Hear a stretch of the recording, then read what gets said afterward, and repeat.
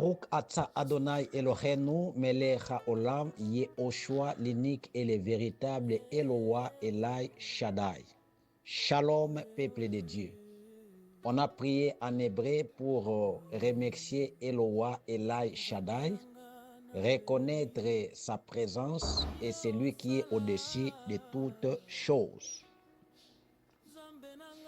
Nous sommes dans Apocalypse chapitre 2, verset 1er jusqu'à 5, écrit à l'ange de l'église d'Éphèse, voici ce que dit celui qui tient les 7 étoiles dans sa main droite, celui qui marche au milieu de 7 chandeliers d'or. Je connais tes œuvres, ton travail et ta persévérance. Je sais que tu ne peux supporter le méchant, que tu as éprouvé ceux qui se disent apôtres et qui ne le sont pas, et que tu les as trouvés menteurs. C'est que tu as de la persévérance, que tu as souffert à cause de mon nom, et que tu n'étais point lassé. Mais ce que j'ai contre toi, c'est que tu as abandonné ton premier amour. Souviens-toi donc d'où tu es tombé, répands-toi et pratique tes premières œuvres.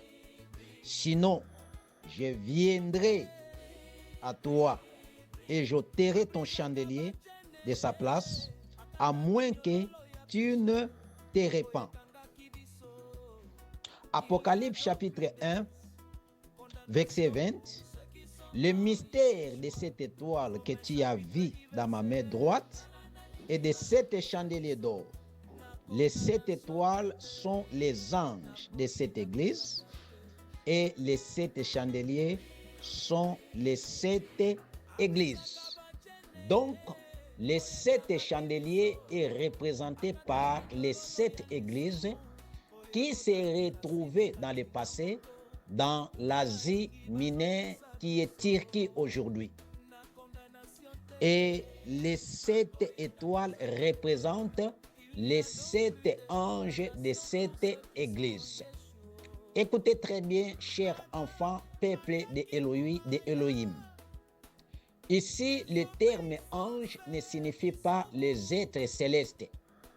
Le mot ange en grec, c'est angelos et en hébreu, c'est malak. Malak ou angelos ne signifie pas les êtres célestes. Mais angelos ou malak signifie dans ces termes envoyé, messager et expédié. Le même terme peut être appliqué aux éléments de la nature comme le feu, le vent, la pluie. Lorsque ces derniers exécutent la volonté de Dieu, on appellera la pluie là ange. Le même terme est appliqué aussi aux hommes. Lorsque un homme exécute la volonté de Dieu pour prêcher, chanter, prier, c'est en ce moment-là, cet homme-là, ces derniers, on peut les appeler anges. Le même terme est appliqué aussi aux êtres célestes que nous appelons les anges. Mais par rapport à l'aspect contextuel, quand on dit écrit à l'ange de l'église d'Éphèse, en fait, la parole est en train d'être adressée à un responsable de l'église de cet endroit ou de l'Asie mineure. Les récepteurs de ces messages, c'était des pasteurs, des bergers, des apôtres, des prophètes, ceux qui étaient à l'époque étant des représentants, étant des serviteurs, étant des prédicateurs. Donc, écrit à l'ange de l'église d'Éphèse, la parole est adressée premièrement aux responsables, vous voyez, et la parole deuxièmement est adressée aussi à l'église de l'Éphèse. Quand on parle de l'église, on ne voit pas les bâtiments, parce que Ésaïe chapitre 66, verset 1er, la Bible dit « Quelle maison que tu vas me construire ?» Dieu n'habite pas dans la maison faite dans des mains des hommes. Donc, l'église ecclésia c'est l'ensemble de ceux qui sont appelés. Donc la parole est adressée aux bergers, aux pasteurs en même temps, aux fidèles, et ces derniers composent l'Église. Et aujourd'hui, cette parole est pour toi.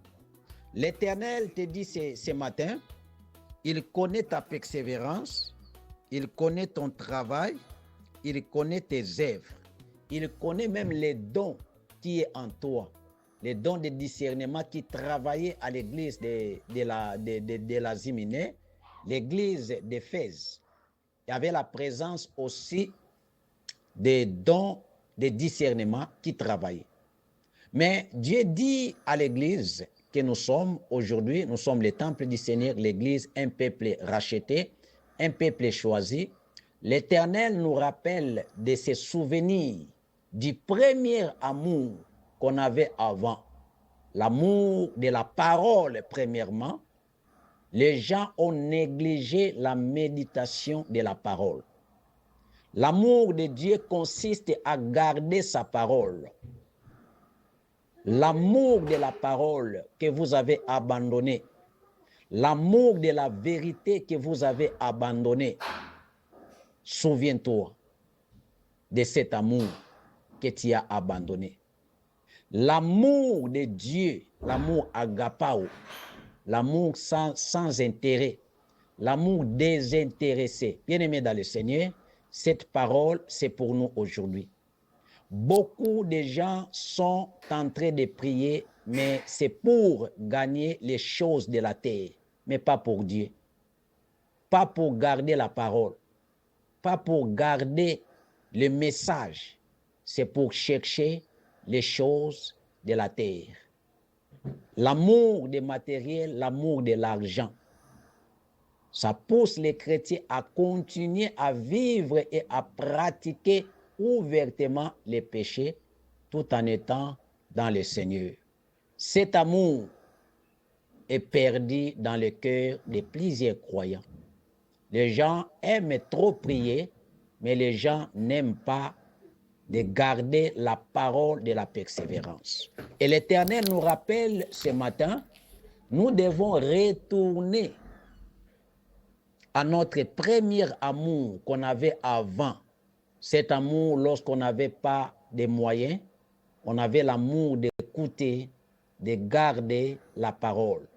Mais aujourd'hui, notre amour est focalisé sur les choses matérielles comme l'argent ou l'or.